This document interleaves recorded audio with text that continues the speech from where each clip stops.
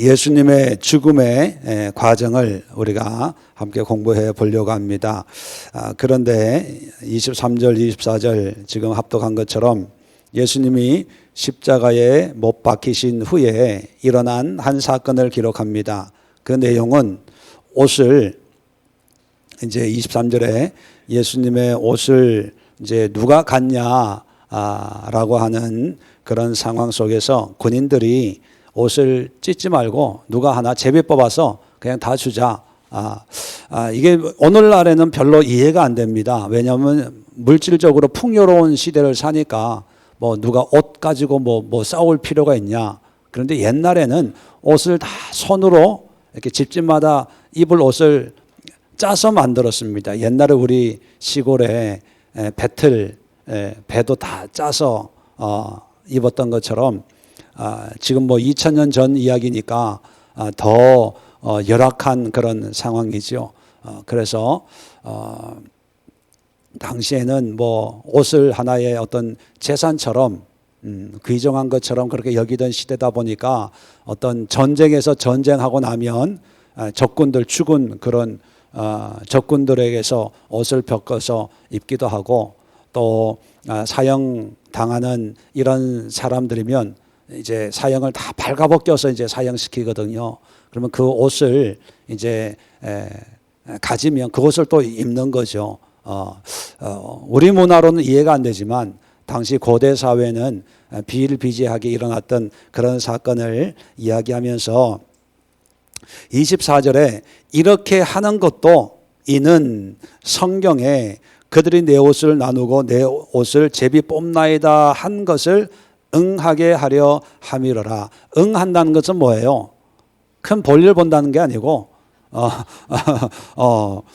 말씀이 이루어진다는 거죠.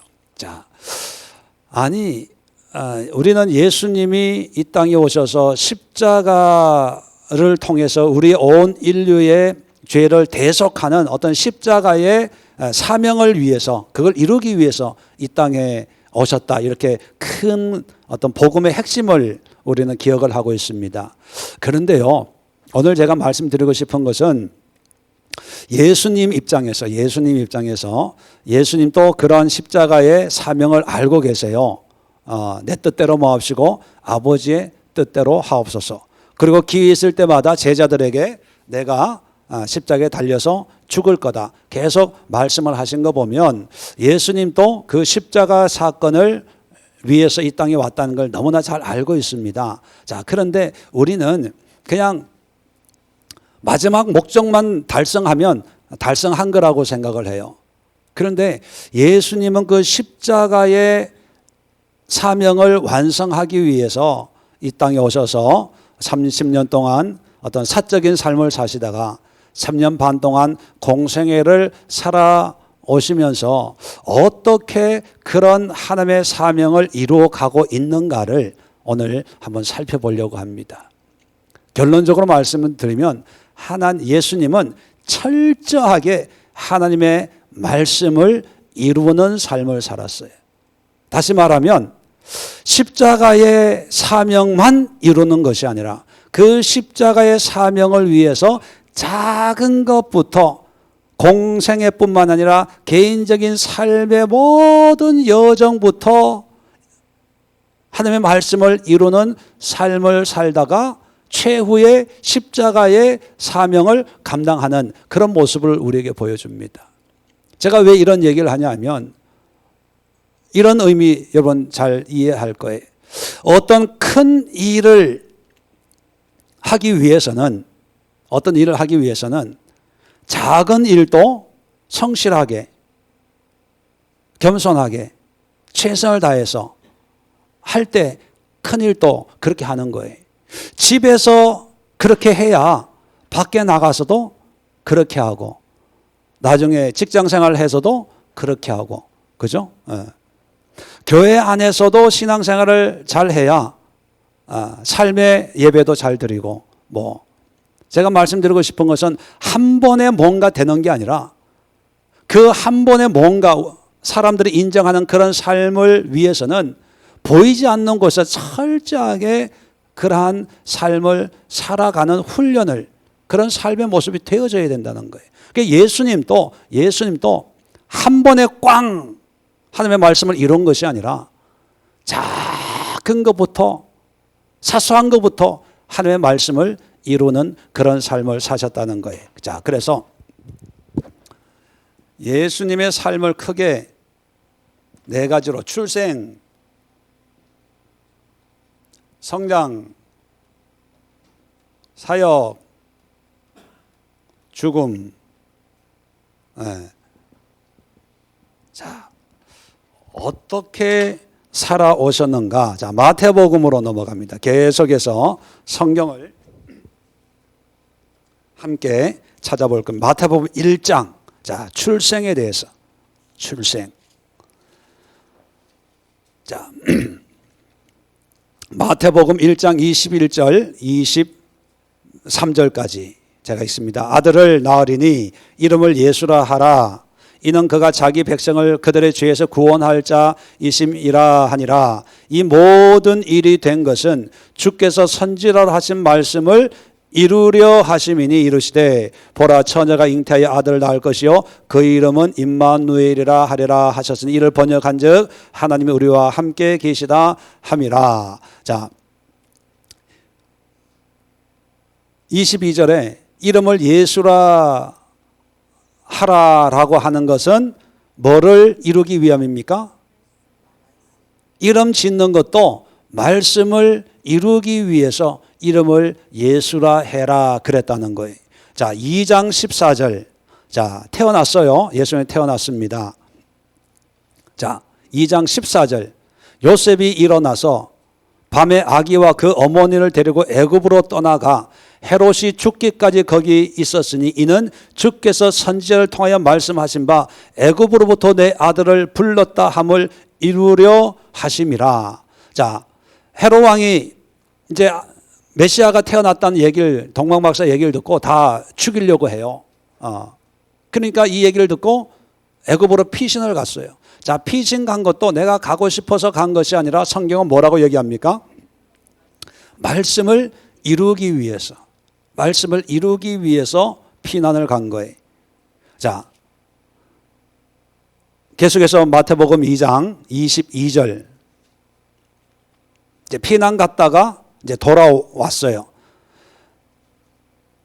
21절에 이스라엘 땅으로 들어가니라 돌아왔어요. 그러나 아켈라오가 그의 아버지 헤롯을 이어 유대의 임금됨을 듣고 거기로 가기를 무서워하더니 꿈의 지시함을 받아 갈릴리 지방으로 떠나가 나사렛이란 동네에 가서 사니 이는 선지자로 하신 말씀에 나사렛 사람이라 칭하리라 하심을 이루려 함이로라. 자, 고향이 베들레헴이에요. 베들레헴인데 원래 갈릴리에 살아서 갈릴리로 가다가 이제 나사렛이라고 하는 듣도 보도 못한 그런 동네로 이제 이사를 가는 거예요. 자, 이사 가는 것도 학군이 좋아서 이사 갑니까? 집값이 싸서 이사 갑니까? 아니면 신도시 개발된다고 이사 갑니까? 네, 말씀을 이루기 위해서 이루려 함이라. 자, 그 다음에 이제 사역에 대해서 4장, 마태복음 4장 12절, 이제 사역을 이제 공생에 이제 시작을 해요. 자, 4장 12절부터 갈릴리로 물러가셨다가 13절에 가버나움에 가서 사실 이사를 가요. 갈릴리에서 이제 가버나움으로 이사를 갑니다. 가버나움은 갈릴리 호수 옆에 있는 그런 도시입니다. 그런데 14절에 이는 선지자 이사야를 통하여 하신 말씀을 이루려 하심이라. 일러스되 스불론 땅과 납달리 땅과 요단강 저편 해변길과 이방의 갈릴리여라고 하는 이런 말씀을 이루기 위해서 이제 4장에 예수님이 공생을 시작했거든요. 마귀의 그 유혹을 이제 겪으면서 공생을 시작했는데, 자, 그래서 공생애를 어디에서 시작을 합니까? 가버나움에서 시작을 해요. 이제 그 사역 기지를 옮기는 거죠. 그런데 이 옮기는 것도 어떤 사역의 열매가 많기 때문에 뭐 사람들이 많으니까 교통이 좋으니까 갈릴리 호수면은 먹고 사는 데는 지장이 없으니까 이런저런 이유 때문에 사역지를 옮기는 게 아니라 하나님의 말씀을 이루기 위해서 옮기는 거예요. 말씀을 이루기 위해서. 자, 13장 마태복음 13장 34절. 자, 이제 사역을 쭉 하시면서 예수님이 이제 비유로 많이 말씀을 하셨어요. 자, 34절에 보면 예수께서 이 모든 것을 무리에게 비유로 말씀하시고 비유가 아니면 아무것도 말씀하지 아니하셨으니 이는 선지자들 통하여 말씀하신 바 내가 입을 열어 비유로 말하고 창세부터 감추인 것들을 드러내리라 함을 이루려 하심이라. 자, 비유를 많이 천국은 마치 하면서 비유를 많이 드셨지 않습니까? 그 비유 든 것도 그냥 이 사람들 정말 이렇게 교육 수준이 낮으니까 쉽게 설명하려고 여러 다른 이유 때문에 비유 든 것이 아니라 뭐 하기 위해서 비유 들어서 설명을 했다고요? 말씀을 이루기 위해서. 이 말씀이 구약에 기록되어 있는데 이 말씀이 나를 통해서 이렇게 이루어짐을 사람들에게 보여주기 위해서 굳이 비유를 들어서. 물론 예수님이 하나님이니까 그냥 고민할 필요 없이 이런 문제는 천국은 마치 진주의 비유, 누룩의 비유, 척척척척 하셨겠지 라고 생각할 수도 있습니다. 그러나 또 한편으로는 이 말씀을 이루기 위해서 예수님은 신경을 써야 되겠죠. 이렇게 얘기할 때 여기에다가 비유를 넣어야지. 또 이 말씀을 전할 때 어떤 비유를, 적절한 비유가 뭘까 고민하고 생각했겠죠. 저절로 되어진 것이 아니라 말씀을 이루기 위해서 예수님도 수고하고 노력하고 애를 썼겠죠. 그죠? 자, 또 한번 살펴볼까요? 21장 마태복음 21장 3절. 우리가 잘 아는 예루살렘 입성할 때 닭이 새끼를 타고 입성하는 그런 장면입니다. 자, 3절에 주가 쓰시겠다 하라 하고 4절에 이는 선지자들 통하여 하신 말씀을 이루려 하심이라. 일렀으되 시온 딸에게 이르기를 내 왕이 내게 임하나니 그는 겸손하여 나귀 곧 몽에 매는 짐승의 새끼를 탔도다 하라 하였느니라. 뭐예요? 보통 어떤 장군이나 어떤 위험을 가지고 예루살렘에 입성을 하면 말이 안 되면 어른 큰 성숙한 나귀를 타고 그렇게 입성하는 게 일반적이거든요. 그런데 예수님이 메시아로 입성을 하는데 나귀 어미가 아니라 새끼를 타고 가는 거예요. 여러분, 그 새끼를 타고 가는 그 모양을 상상해 보세요. 폼이 나요, 안 나요? 모양 빠지는 거예요. 오히려 사람들이 조롱하는 거예요. 아니, 만왕의 왕 메시아로 이스라엘의 왕으로 온다고 하는 사람이 나귀가 아니라 나귀 새끼를 타고 다리만 쭉 뻗으면 땅에 닿을 그 사람이, 한번 상상을 해보세요. 땅에 안 닿으려고 발을 이렇게 해가지고 나귀도 사람 안 태워봤을 거 아니에요. 그러니까 나귀가 누가 등에 타고 있으니까 제대로 길을 가겠습니까? 그리고 사람들이 종려나무 가지 들고 호산나 호산나 하고 앞에 겉옷을 까는데 그게 정말로 왕이라고 생각하고 겉옷을 까겠어요? 한번 놀아보자. 한번 맞춰주자. 그런 마음으로 옷을 깔았겠습니까? 사람들이 그냥 웃기도 하고 떠들기도 하고 야 웃긴다 그러는데 그 나귀 새끼가 그 길을 제대로 가겠습니까? 익숙한 나귀면 터벅터벅 가겠지만 멍에 메어 본 적이 없는 이 나귀가 놀래가지고 아마 막 옆길로 가고 넘어지려고 하고 막 그럴 거예요. 이게 모양이 안 나는 거예요. 폼이 안 나는 거예요. 그런데도 예수님은 그걸 다 알고 계신데도 33살 먹은 장정이 새끼 나귀에 턱 앉아가지고 내가 왕이다, 내가 메시아다 그러고 간 이유가 뭐겠어요? 말씀을 이루기 위한 거예요. 말씀을. 그런 말씀만 없었으면 백마 타고 들어갔을지도 몰라요. 흰 나귀 타고 갔을지도 몰라요. 그런데 말씀을 이루기 위해서 그런 불편함도, 그런 부끄러움도, 창피도 다 무릅쓰고 내가 말씀을 이루리라, 그 말씀으로 이렇게 나귀를 타시는 거예요. 자, 요한복음 2장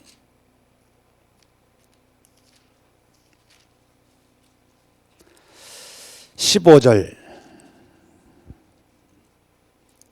이제 예루살렘 성전에 와가지고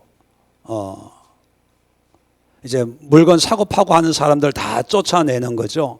16절에 이것을 여기서 가져가라, 내 아버지의 집으로 장사하는 집을 만들지 말라 하시니, 17절에 제자들이 성경 말씀에 주의 전을 사모하는 열심히 나를 삼키리라 한 것을 기억하더라.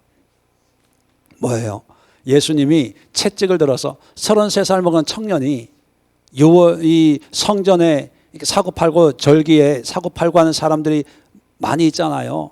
또 나이가 훨씬 많은 사람들도 있었겠죠. 그런데 거기서 난장판을 벌이는 거예요. 그러니까 일반 유대인들은 저 청년이 미쳤나 뭐 그랬을 거예요. 그런데 제자들이 예수님이 하나님의 말씀을 이루시고 있구나라는 걸 깨달았다는 거죠. 성경 말씀에 주의 전을 사모하는 열심히 나를 삼키리라 한 것을 기억하더라. 예수님이 저렇게 열심히 하는데 결국은 나중에 이것 때문에 어려움을, 열심 때문에 삼킴을 당하게 되겠구나라고 하는 그런 언젠가 저 사람들 보복하겠지, 언젠가는 저 대제사장들이 다시 복수하지 않을까, 그런 생각을 하게 됐다는 거죠. 자, 요한복음 13장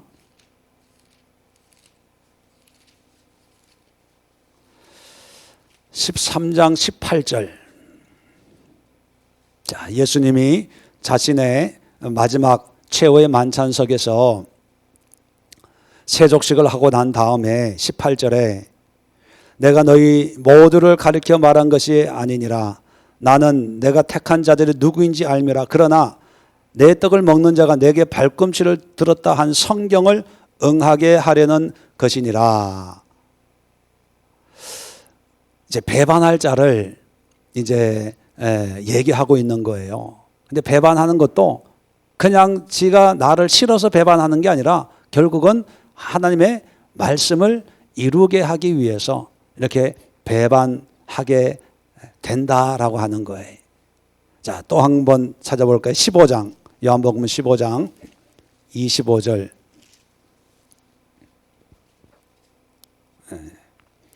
자, 25절.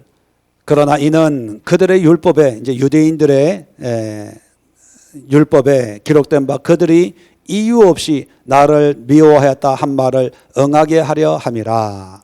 뭐냐면 유대인들이 예수님을 미워하잖아요. 죽이려고 하잖아요. 그것까지도 하나님의 말씀을 이루는 그런 일이다, 이렇게 말씀하고 있습니다. 자, 또 요한복음 17장 12절. 마지막 기도를 하시는데 기도 가운데 12절, 내가 그들과 함께 있을 때에 내게 주신 아버지의 이름으로 그들을 보존하고 지켰나이다.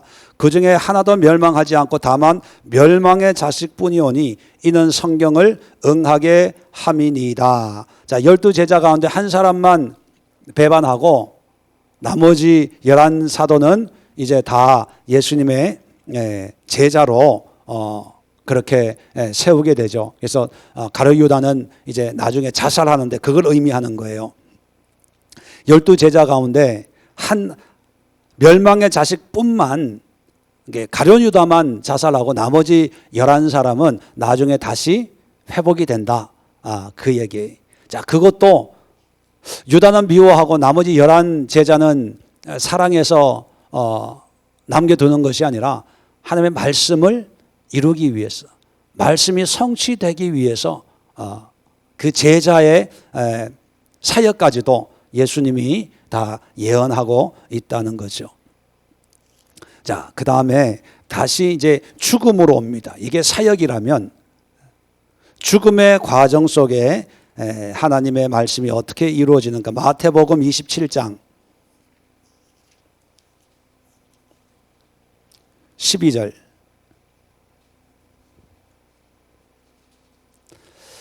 자, 전번에도 요한복음 공부하면서 말씀드렸지만, 자, 12절 보면 대제사장들과 장로들의 고발을 당하되 아무 대답도 아니하시는지라. 자, 14절에도 한마디도 대답하지 아니하시니 총독이 크게 놀라워하더라. 자, 빌라도가 신문하는데 아무 대답을 안 해요. 할 말이 없어서 대답을 안 했을까요? 왜 대답을 안 했다고 그랬죠? 그럼 눈치껏 이제 찍어야죠. 하나님의 말씀을 이루기 위해서. 그러면 무슨 말씀을 이루기 위해서? 이사야서 53장에 보면 곤욕을 당할 때 53장 7절에 곤욕을 당할 때 그 입을 열지 아니하였으며 도수장에 끌려가는 어린 양같이 털 깎는 자 앞에서 양같이 그 입을 열지 아니하였다. 예수님의 메시아의 어떤 예언적인 말씀을 하면서 양이 털 깎는 자, 또 도살하는 자 앞에 소리 지를까요, 안 지를까요? 당연히 질러요. 이건 상식이에요. 그런데 소리를 안 냈다는 거예요. 소리를 안 지른다는 거예요. 이건 좀 특이한 거거든요. 그런데 그 말씀이 이제 메시아의 환란의 의미로 예언되었는데 예수님이 그 말씀을 이루기 위해서 신문을 하는데 사형 판결을 내려달라고 신문하는데 이 죄인이 한마디도 안 하는 것은 빌라도가 볼 때도 이건 이상히 여길 정도로 뭔가 살려고 변명을 하잖아요, 보통. 근데 변명을 안 하는 거예요. 할 말이 없어서가 아니라 하고 싶지만 말씀을 이루기 위해서 참고 계시다는 거예요. 자, 그 다음에 다시 요한복음 18장으로 가서, 자, 요한복음 18장 9절. 자, 아까 마태복음에서도 찾아본 것처럼 이는 아버지께서 내게 주신 자 중에서 하나도 잃지 아니하여 싸움나이다. 이건 제자 들을 이제 염두에 두고, 예수님을 따르는 사람들을 염두에 두고 하신 말씀인데, 하신 말씀을 응하게 하려 함이러라. 제자 베드로가 예수님을 잡으러 온 로마 군인들을 향해서 이제 싸우려고 해요. 그런데 그러지 마라. 왜냐하면 싸우면 베드로도 잡혀가 가지고 같은 공범으로 처벌을 당할 수 있잖아요. 그러니까 싸우지 마라라고 해서 베드로가 칼을 다시 집어넣었어요. 그 이유가 뭐냐면 하나님이 내게 주신 자가 하나도 잃어버리지, 죽임을 당하지 않도록 하기 위해서, 그런 말씀을 이루기 위해서였다는 거예요. 자, 또 한번 봅시다. 32절, 18장 32절. 자, 이는 예수께서 자기가 어떠한 죽음으로 죽을 것을 가리켜 말하신 말씀을 응하게 하려 함이러라. 자, 자기의 죽음도 하나님의 주신 말씀을 이루도록 하기 위해서 죽음의 그냥 방법이나 모양이나 상황도 그렇게 만들어져 가고 있다는 거죠. 자, 요한복음 19장 24절. 오늘 본문에 옷도 십자가에 못 박히고 난 뒤에 예수님이 남겨둔 옷까지도 제비 뽑아서 한 군인이 다 가질 수 있도록 하는 그것이 하나님의 말씀을 이루기 위해서 그런 일이 일어났고, 28절 십자가에 못 박히신 예수님이 후에 예수께서 모든 일이 이미 이루어진 줄 아시고 성경을 응하게 하려 하사 이르시되 내가 목마르다 하시니, 정말 목말라서 목마른 것이 아니라 성경은 뭐라고 얘기합니까? 성경을 응하게 하려 하사. 시편 69편 21절에 이 말씀을 이루기 위해서 내가 목마르다 그렇게 말씀하셨다는 거예요. 자, 그 다음에 마지막으로 36절. 죽은 다음에 보통은 죽음을 확인하기 위해서 십자가에 달린 사람을 끌어내려 가지고 뼈를 꺾는데요. 그런데 예수님은 뼈를 안 꺾고, 왜냐 이미 죽었다는 확인만 하고 그냥 장사를 지내요. 자, 이 사건을 보고 이 일이 일어난 것은 그 뼈가 하나도 꺾이지 아니하리라 한 성경을 응하게 하려 함이라. 자, 죽음 뒤에도 일어나는 사건이 철저하게 하나님의 말씀을 이루려 함이라. 자, 그러면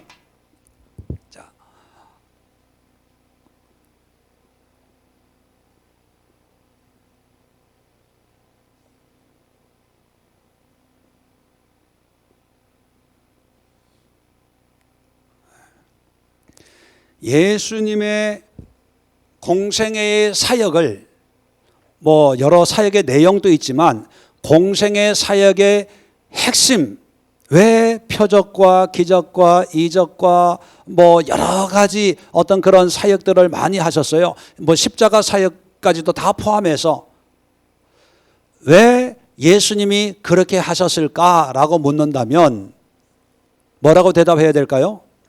말씀을 이루기 위함이에요. 태어나는 것도 말씀을 이루기 위해서, 성장 과정도 말씀을 이루기 위해서, 그의 사역도 말씀을 이루기 위해서, 그의 죽음도 말씀을 이루려 함이라. 이게 예수님의 삶이에요. 자, 그러면 어제도 말씀드렸지만 우리 성도들도 그리스도인이라고 부르는 이유가 뭡니까? 우리의 삶을 누구를 본받는 삶이 되어야 됩니까? 예수님을 본받는 삶. 그러면 예수님을 본받는다는 것은 구체적으로 어떤 삶을 본받는 거예요?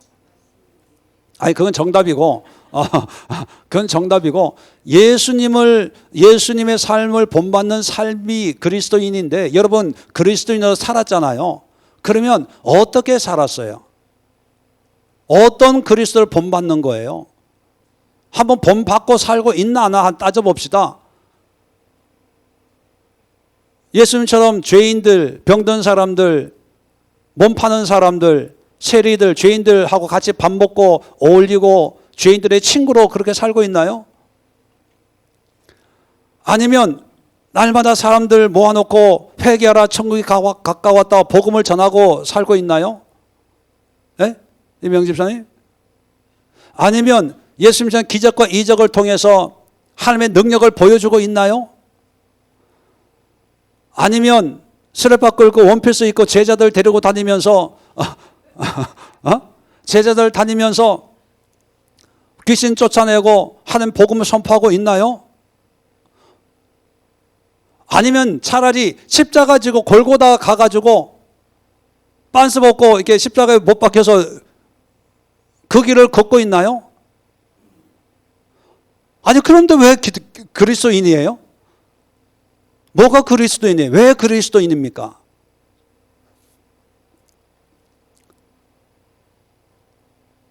이제부터 그리스도인 얘기하면 안 돼요. 왜냐하면 뭐 비슷한 거라도 있어야지.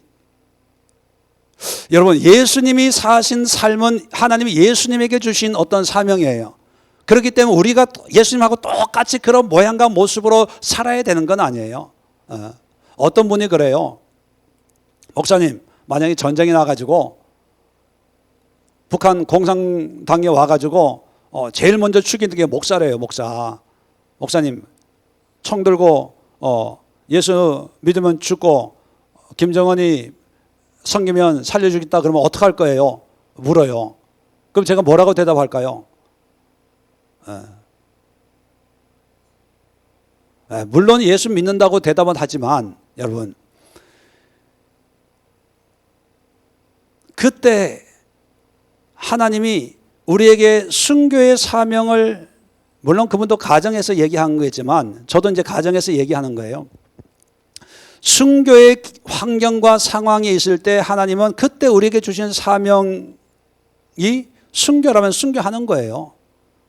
미리 되지도 않는 그런 상황을 만들어서 그때 이러면 어떨 거예요, 저떨 거예요 100번 얘기해도 소용이 없어요. 중요한 것은 지금이에요. 지금. 예수님을 믿고 예수님을 전도하다 죽어야죠. 누구나 다 이렇게 얘기해요. 근데 정말로 그럴까요? 그런 신앙이 있다면 지금 그런 신앙으로 지금 주어진 일을 하고 있을 거예요. 무슨 의미인지 아시겠죠? 지금 여기서 안 되면 안 되는 거예요. 자, 그렇다면 예수님은 말씀을 이루기 위해서 이런 과정으로 하나님이 이 땅에 보내셨다면 그 과정을 하나님이 예수님은 말씀을 철저히 이루는 삶으로 이 사명을 완수했다면 이금실 집사님에게는요, 기적 이적 이루고 십자가 지고 골고다 언덕 가는 걸 하나님이 원치 않아요. 뭘 원합니까? 집에서, 교회에서, 가정에서 주어진 사명을 어떻게 감당하는 거예요? 말씀을 이루는 삶을 살기를 원하는 거예요. 김금률 집사님에게 선교해라, 전도해라, 제자 12명을 삼아가지고 땅끝까지 내 증인이 되라, 이렇게 사명을 안 주셨어요. 김금률 집사님은 그냥 회사에서 붕어빵 굽고 헛떡 굽고 공장장으로 책임자로 직원들 관리하고 그런 것을 어떻게 모든 것을 말씀을 이루는 삶을 살도록 여기에 보내준 거예요. 박병을 집사님에게 지금 당장 선교사로 가가지고 저기 아프리카 오지, 얼마 전에 또 기독교 뉴스를 보니까 터키에서 선교사님이 칼에 찔려서 순교하셨더라고요. 예수 믿는 전하는 그런 사람들을 모슬렘에서. 그런데 애가 5살짜리 하나 있고 또 사모님이 임신하셨어요. 그런데 돌아가신 거예요. 야, 그런 사람이 있는데 너는 여기서 뭐 하고 있냐? 나무 짜고 있냐? 공작하고 있냐? 그렇게 하나님은 말씀하지 않아요. 그분은 그분에게 주신 사명으로 가서 그 사명을 말씀으로 이루는 거라면, 박 집사님은 박 집사님 삶 속에서 믿음의 소망이 잘 키우고 공부 열심히 하고 회사에서 일을 하는데, 근데 그 모든 것이 내가 원해서 하는 게 아니라 뭐예요? 하나님의 말씀을 이루는 삶이 되어야 되는 거예요. 이루는 삶이. 중요한 것은 무슨 일을 하냐가 아니라 어떤 마음으로 그 일을 하냐예요. 자, 그러면 말씀을 이룬다는 것이 어떤 의미일까요? 자, 이건 이해가 됐죠? 자, 그러면 이제 우리의 문제입니다. 우리의 문제, 말씀을 이룬다는데, 성경 말씀은 우리가 너무 말씀이 중요하고 말씀 읽어야 되고 설교 들어야 되고 말씀 암송해야 되고 말씀 해요. 그런데 이게 현실이거든요. 현실 속에서 어떻게 말씀을 이루냐, 2가지가 있습니다. 자, 오늘 예수님의 그 말씀을 이루는 걸 보면 예수님의 의도와는 상관없이 이루어지는, 그죠? 예수님이 태어날 때 예수의 이름을 예수라 해라 하는 건 예수님의 의지와는 상관없이 이미 하나님이 그 전에 과거에 구약 선지자를 통해서 예언되어진 거예요. 그러니까 어린 엄마 뱃속에서 이 말씀을 배워가지고 내가 이 말씀을 이루어야지 그렇게 생각한 게 아니라 그냥 태어나가지고 그냥 그렇게 살아가는 거예요. 예수님의 의지와는 상관없이 되어지는 그런 말씀들이 있어요. 이것을 우리는 성취다 이렇게 표현을 합니다. 성취. 그냥 말씀이 이루어지는 거예요. 성취. 나를 통해서 말씀이 그냥 이루어지는 거예요. 우리의 의지와는 상관없이 마지막 시대는 죄악이 관연한 시대가 된다, 이런 말씀이 있잖아요. 근데 우리가 죄를 안 지어도 세상은 죄악이 관연해져요. 이건 그냥 말씀이 이루어지는 거예요. 이루어지는, 우리의 의도와는 상관없이. 예수님이 십자가에 못 박혔을 때 밑에서 옷을 나누고 있어요. 자, 이 말씀을 이루기 위해서 예수님이 못 박혀 아파 죽겠는데, 야 찢지 말고, 야 나눠 너희들가 나눠야 말씀이 이루어지는 거예요. 야 찢지 마 양보해 양보. 그랬을까요? 그냥 십자가에서 달려 고통 가운데 있을 때 밑에서 로마 군인들이 야 이거 찢지 말고 제비 뽑자 하니까 주사기 던져, 그러고 그 짓 하고 있는 거예요. 이건 그냥 이루어지는 거예요. 이루어지는 거. 다른 데 나오지만 부자의 무덤에 묻혔다는 예언이 있거든요. 구약에. 예수님이 아리마대 요셉의 마음을 감동을 해가지고 야 말씀을 이루기 위해서 내가 네 무덤에 들어가야 되겠다, 이렇게 사전에 로비해서 간 게 아니라 예수님 십자가에 돌아가셨어요. 그럴 때 그냥 이 말씀이 그냥 성취되는 거예요. 우리의 의지 없이. 자, 두 번째는요, 이 말씀을 예수님이 듣고 비유로 말씀하신다는 그 말씀을 듣고 알고 그 말씀을 이루기 위해서 내가 설교할 때 이런 비유를 많이 들어야지 예수님이 그 말씀을 이루는, 그것을 우리는 순종이라고 쉽게 표현합니다. 순종. 그 말씀 때문에 내가 이렇게 안 해도 되는데 그 말씀이 이렇게 되어 있으니까 내가 이 말씀대로 해야지. 나사렛 살다가 예루살렘으로 사무실을 옮길 수도 있는데 말씀에 가버나움으로 말씀에 순종하기 위해서는, 이 말씀을 내가 이루기 위해서는 내가 가버나움으로 이사를 가야 되겠다. 내 의지를 가지고 자발적인 결정에 의해서 이 말씀을 이룰 때 우리는 그것을 순종이다, 이렇게 표현합니다. 자, 그래서 말씀을 이루는 삶이라고 하는 것은 우리 삶 속에 내가 노력을 안 해도 나를 통해서 이루어지는 하나님의 말씀이 있고, 두 번째는 내 의지와 노력과 수고, 때로는 희생과 결단을 통해서 그 말씀을 이루겠다는 순종이 있는 거예요. 자, 지금까지는 우리는 순종에 대해서 많이 배웠어요. 그러니까 말씀을 이루려 함이라고 하는 것은 담임 목사의 말에 순종하는 것이 아니라 하나님의 말씀에 순종하는 것이 그 말씀을 이루는 삶이에요. 그러니까 예수님은 모든 것을 태어나면서 성장하면서 사역하면서 죽는 것까지 다 순종했어요. 그러면 우리는 어떤 식으로 순종해야 될까요? 오늘 내 이웃을 내 몸같이 사랑해라 라는 말씀을 들었다면 그 말씀에 순종해서 사랑하는 거예요. 그러니까 평소에 관계가 안 좋은 이금실 집사님, 내가 관계가 안 좋았어. 근데 그 하나님의 말씀이 이웃을 원수를 사랑해라 라는 말이 내가 성경을 읽다가 기억났든지, 아니면 설교 중에 목사님 다른 얘기하다가 원수를 사랑하십시오, 이 얘기가 내 마음에 확 박혔다면 그 말씀을 그냥 흘러내버려 두는 것이 아니라, 지나가게 하는 것이 아니라 그 한 말씀을, 나에게 주시는 말씀을 붙잡고 그 말씀에 순종하는 거예요. 자, 그래서 이금실 집사님에게 식사를 같이 합시다, 그런 사랑으로 향할 때 내가 이금실 집사님과 함께하는 이 시간이 어떤 시간이냐? 그냥 사랑의 시간이 아니라 사랑을 하라는 하나님의 말씀을 이루는 시간이에요. 이루는 거. 이루어 드리는 거예요. 이게 그리스도인의 삶이에요. 왜? 예수님이 그렇게 하셨기 때문에. 원수를 위해 기도하라는 감동이 있어요.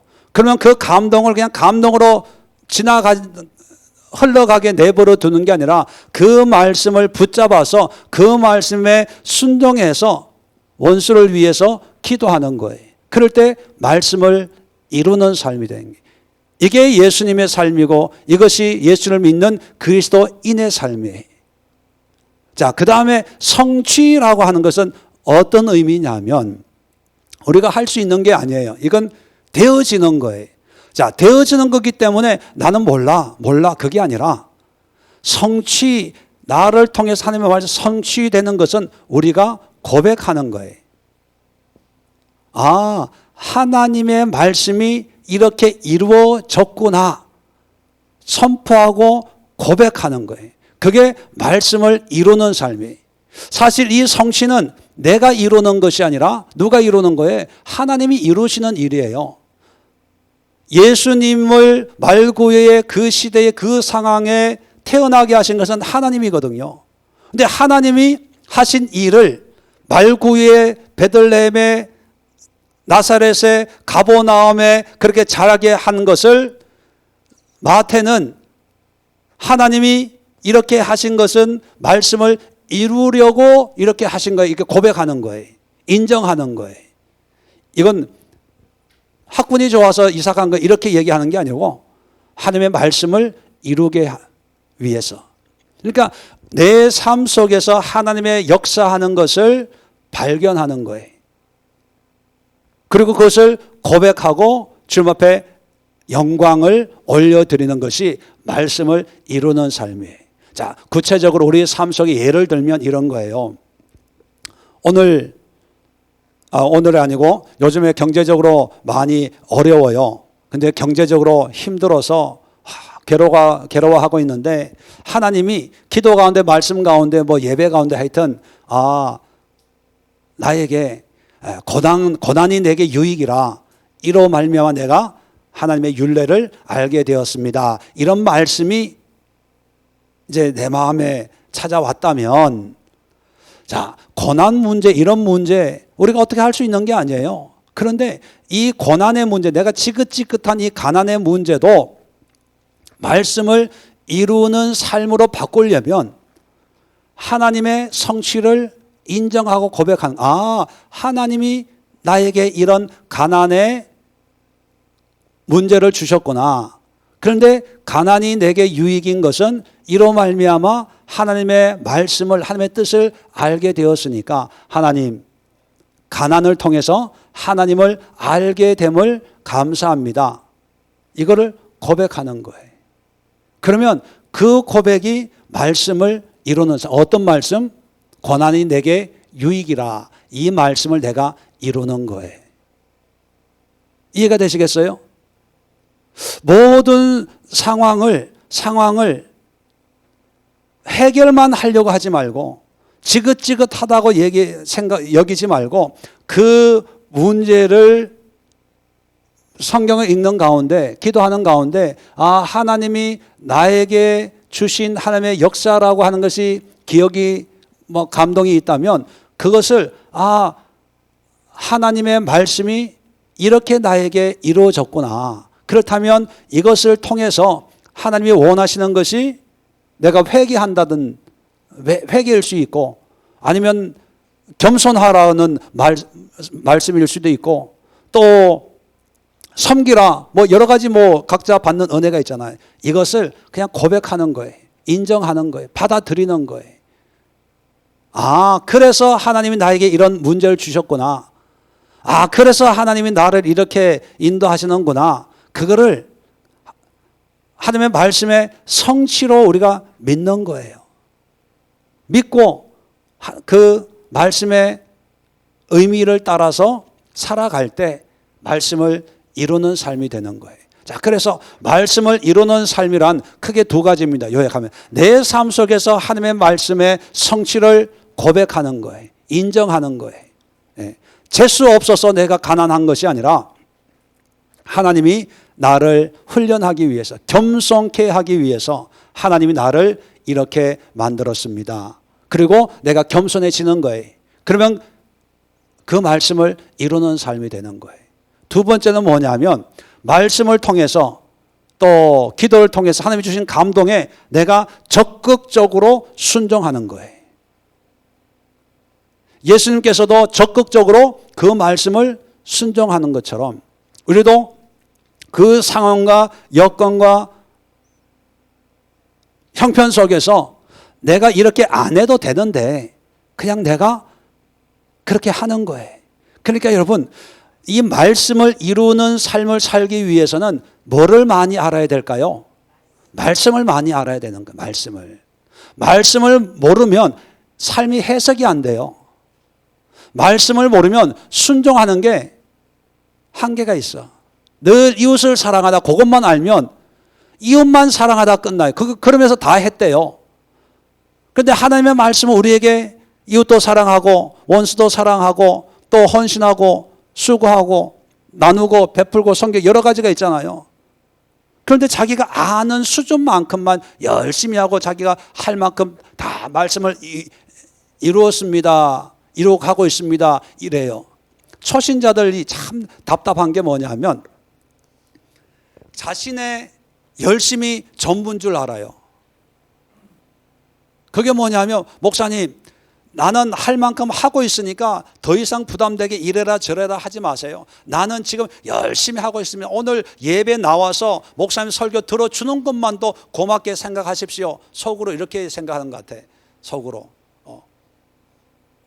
자, 그런 사람들에게는 말씀을 통해서 끊임없이 도전을 주는데 자기가 잘하는 거, 자기가 하고 싶은 거에만 열심히 순종해요. 그러면서 이제 저한테 대드는 거죠. 이렇게 했는데 이 정도 했으면 됐지 뭘 자꾸 하라고 그러냐고.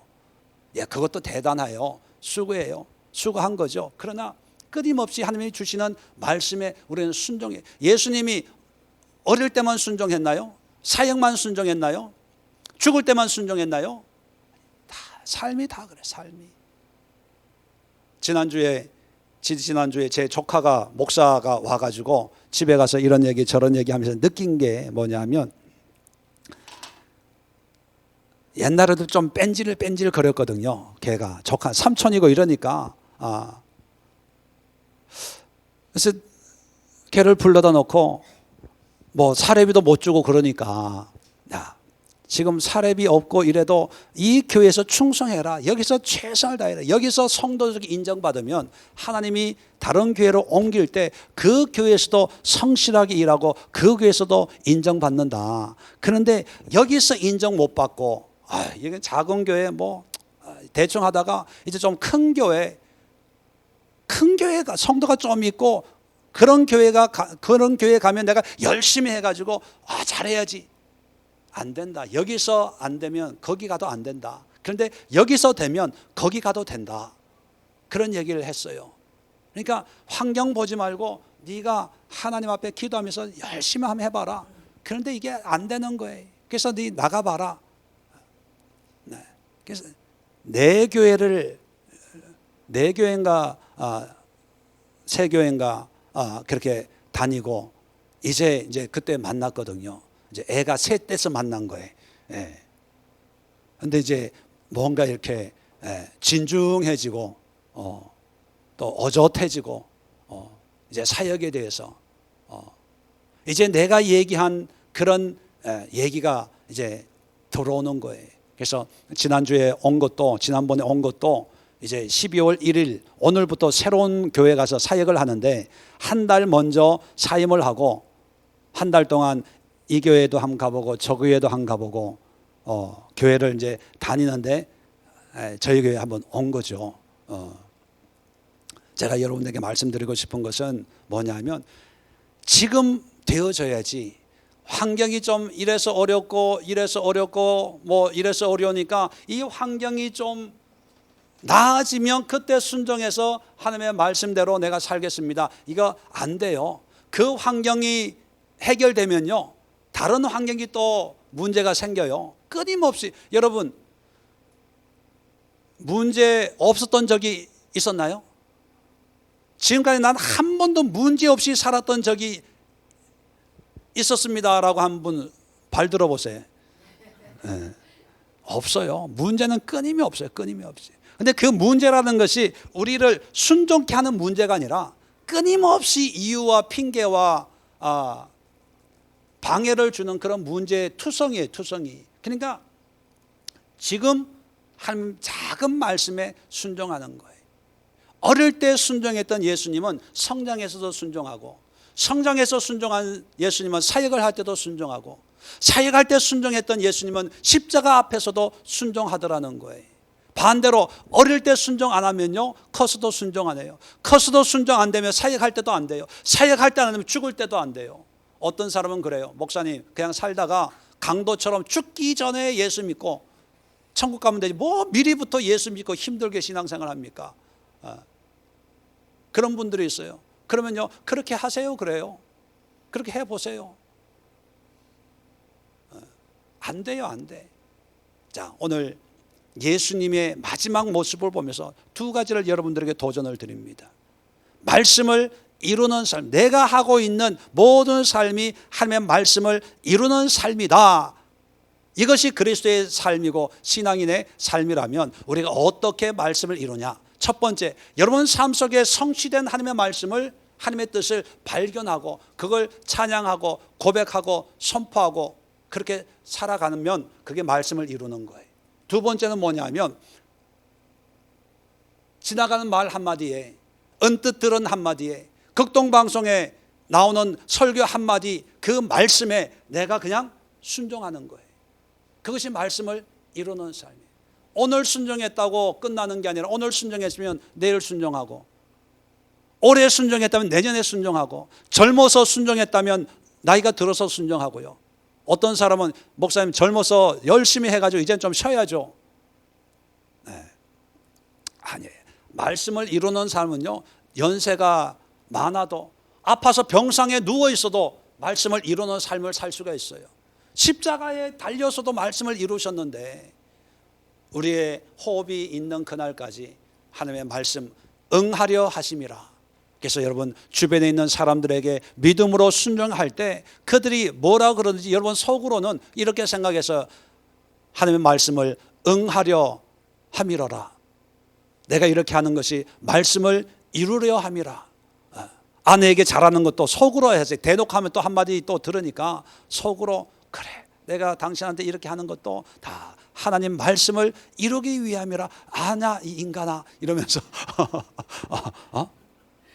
남 환경 신경 쓰지 마시고 우리에게 주신 그런 하나님의 은혜를 하나씩 하나씩 이루어가다 보면 그것이 나중에 큰 헌신과 순종으로 열매 맺게 되지, 처음부터 크고 대단한 것으로 하나님이 인도하는 게 아니다 하는 것을 오늘 함께 또 마음에 새겨볼 수 있기를 바랍니다. 기도합니다. 하나님,